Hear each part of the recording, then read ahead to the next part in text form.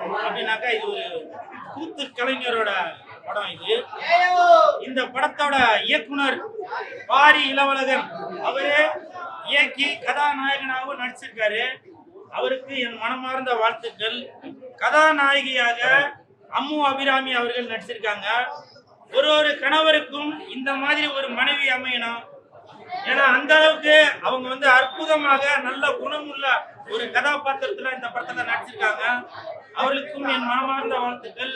அப்புறம் வில்லனாக சேத்தன் அவர்கள் நடிச்சிருக்காங்க. அவருக்கும் என் மனமார்ந்த வாழ்த்துக்கள்.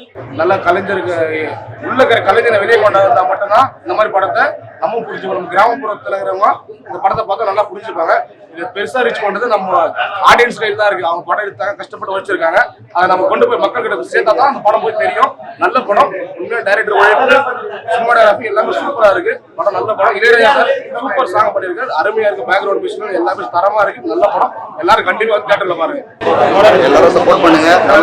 இந்த கலை என்னைக்குமே எந்த காலத்துக்குமே எந்த ஜென்மத்துக்குமே அழியாம இந்த கலை மென்மேலும் வளரணும். இந்த படத்தை தியேட்டர்ல எல்லாரும் பார்த்து ரசிங்க. நல்ல படம் தான். நல்ல ரீச் ஆகும். கிராமிய கலை வச்சு இந்த படத்தை எடுத்துருக்காங்க. படம் சூப்பரா இருக்கு. எல்லாரும் பார்க்கலாம்.